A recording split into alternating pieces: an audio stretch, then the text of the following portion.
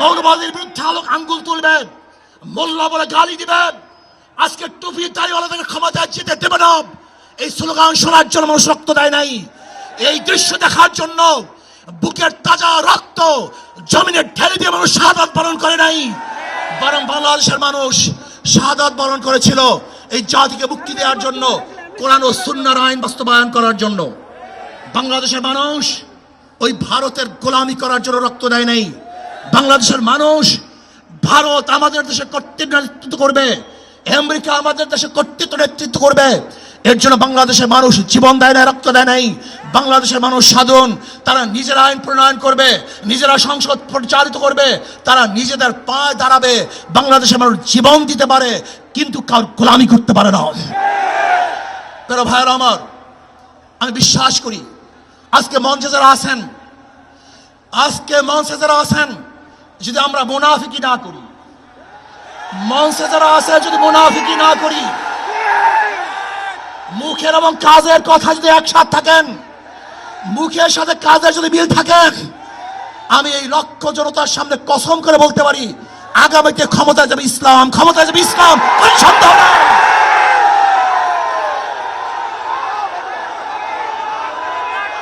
কিন্তু খবরদার যদি মুনাফিকি করি তাহলে এদেশের মানুষ সচেতন হয়েছে, এদেশের মানুষ সব জ্ঞানী হয়ে গেছে। বিশ্বাস করবেন না, একজন রিক্সাওয়ালা, ঠেলাওয়ালা, কুলি মজদুরের বক্তব্য শুনলে আমরা আশ্চর্য হয়ে যাই বাংলাদেশের মানুষ কত সচেতন, তারা কত সচেতন হয়েছে। যদি আমরা মুনাফিকি না করি, যদি আমরা ঐক্যবদ্ধ থাকি, বাংলাদেশে একটা বাক্স ইসলামের নামে দিতে পারি। যেরকম আমেরিকা এবং ওই জারজ ইসরায়েল ইরানের উপর আক্রমণ করে ভেবেছিল মুহূর্তের মধ্যে নিচ্ছিন্ন করে দিবে, কিন্তু আক্রমণ করার পরে দেখেছে ইরানের গুহার থেকে কোথার থেকে বোম মিসাইল চলে আসছে। আমেরিকা এবং ইসরায়েল যেরকম অনুভব করতে পারে নাই, বাংলাদেশের বুকে যদি একটা বাক্স দেওয়া হয়, বাংলাদেশের ঘরের থেকে এমন মিসাইল বের হবে, এমন বোমা বের হবে, গোটা বাংলাদেশ থেকে, গোটা দুনিয়া থেকে ইসলামের দুশমনকে ধ্বংস করে ফেলবে ইনশাআল্লাহ। ঐক্য হন, মুনাফিকি করবেন না, একসাথ হন, ঐক্যবদ্ধ হন, এইটা আমার মেসেজ থাকবে। যদি ঐক্যবদ্ধভাবে ক্ষমতার লোভকে সংবরণ করে, আমি ক্ষমতায় যেতে চাই না, ইসলামকে ক্ষমতায় নিতে চাই। আমি ক্ষমতায় যাইতে চাই না, কোরআন ও সুন্নাহকে ক্ষমতায় নিতে চাই। যদি আদর্শ লালন করেন, এই নীতি আদর্শ যদি গ্রহণ করেন, ইনশাআল্লাহ নাসরুম মিনাল্লাহি ফাতহুন করিব, অবশ্যিরিস সাবিরিন। সেই দিন আসতেছে, আমি দেখতেছি, মনে হয় আমার চোখের সামনে আমি দেখতেছি ওই সংসদের মধ্যে কলেমার কথা হবে, কোরআন ও সুন্নাহর কথা হবে, লা ইলাহা ইল্লাল্লাহ উচ্চারিত হবে। গোটা বাংলাদেশের মানুষ শান্তিতে বসবাস করতে পারবে, জুলুম থাকবে না, অত্যাচার থাকবে না, অবিচার থাকবে না। প্রত্যেকটা মানুষের প্রাপ্তি তাদের ঘরে ঘরে পৌঁছানো হবে। আজকে আমার মা বোনেরা মনে করছে ইসলাম ক্ষমতা আসলে আমাদের অবস্থাটা কি হবে। ইসলাম ক্ষমতা আসলে প্রত্যেকটা মা বোনের ন্যায্য অধিকারকে প্রতিষ্ঠিত করা হবে।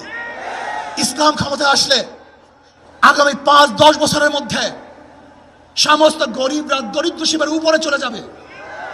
ইসলাম ক্ষমতা আসলে 28 লক্ষ কোটি টাকা বিদেশে পাচার হবে না, দুর্নীতি থাকবে না, জুলুম থাকবে না, অত্যাচার থাকবে না, নির্বিচারে কোনো মানুষ আর খুন হবে না, গুম হবে না।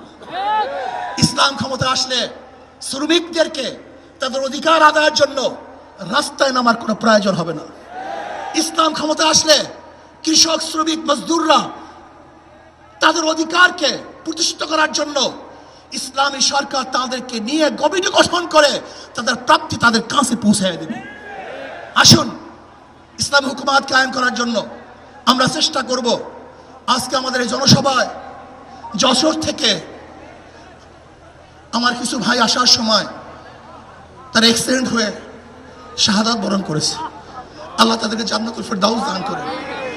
আমার অনেক ভাইয়ের আহত অবস্থায় আছে, আল্লাহ পাক তাদেরকে সুস্থ করে দেন।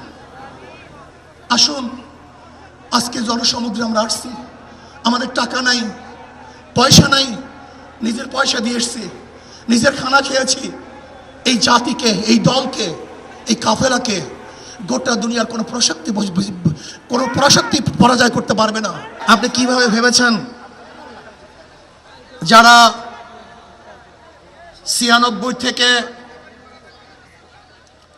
96 পর্যন্ত ফেল করার কারণে 96 ক্ষমতা আসতে পারে নাই, আবার 2001 থেকে 2005 পর্যন্ত দেশ চালাবার কারণে 2008-এ তারা ক্ষমতা আসতে পারে নাই। 2001-এ বিএনপি ইশতেহার ঘোষণা করেছিল, সেই ইশতেহারের মধ্যে 10%ও বিএনপি বাস্তবায়ন করতে পারে নাই। এমনকি 2001-এ বিএনপির ইশতেহারের 1 নম্বর শর্ত তারা পালন করতে পারে নাই। আমি বিশ্বাস করি আগামীতে ক্ষমতায় কে যাবে না না যাবে আমি জানি না, কিন্তু বাংলাদেশের জনগণ কোন দুর্নীতিবাজ, চাঁদাবাজ, দখলবাজ, খুনিদেরকে আর ক্ষমতায় নিবে না। বাংলাদেশের জনগণ রক্ত দিয়েছে, জীবন দিয়েছে বাংলাদেশে চাঁদাবাজি করার জন্য নয়, খুন করার জন্য নয়, দেশকে দখল করার জন্য নয়, দুর্নীতি করার জন্য মানুষ রক্ত দেয়, জীবন দেয় নাই। বাংলাদেশের মানুষ জীবন দিয়েছিল, মানুষ মুক্তি পাবে, শান্তি পাবে। আমার গরিব দুঃখী মেহনত মানুষ ক্ষুধার্ত থাকবে না, বাংলাদেশের একজন মানুষও খোলা আকাশের নিচে থাকবে না, বাংলাদেশের একজন গরিব বস্ত্রহীন থাকবে না, আমার বাংলাদেশের কোনো মানুষ গুম হবে না, খুন হবে না, বাংলাদেশের কোনো ব্যবসায়ীকে চাঁদা দিতে হবে না, বাংলাদেশের প্রত্যেক নাগরিক অধিকার বাস্তবায়ন হবে, তারা শান্তিতে বসবাস করতে পারবে, নির্বিঘ্নে ঘুমাতে পারবে, আমার মা বোনরা ইজ্জত দিয়ে রাস্তায় চলাফেরা করতে পারবে, বাংলাদেশের মসজিদ থাকবে, মাদ্রাসা থাকবে, দাড়ি থাকবে, টুপি থাকবে, দাড়ির উপরে কেউ আক্রমণ করতে পারবে না, টুপিকে ছিনিয়ে কেউ নিতে পারবে না, ইসলামের বাইরে কেউ আইন পাস করতে পারবে না। এর জন্য জীবন দিয়েছিল, রক্ত দিয়েছিল। দ্বিতীয়বার দাড়ি টানবে এই দৃশ্য দেখার জন্য মানুষ রক্ত দেয় নাই। জাতীয় সরকার সর্বদলের অংশগ্রহণমূলক সরকার, আর সর্বদলের অংশমূলক সরকার গঠন হতে পারে একমাত্র পিআর সিস্টেম নির্বাচনের ভিত্তিতেই। তাহলে কেন বিএনপি মানছে না, কারণটা কি আমি তো বুঝি না। অবশ্যই বিএনপিকেও পিআর সিস্টেমে নির্বাচন মানা উচিত। সংস্কার চাই। বিএনপি বলছে আমরা সরকার গঠন করে ক্ষমতায় গিয়ে সংস্কার করব। প্রথম প্রশ্ন হলো এই, আগামীতে বিএনপি ক্ষমতায় যাবেন, এই গ্যারান্টি আপনি কে দিয়েছে?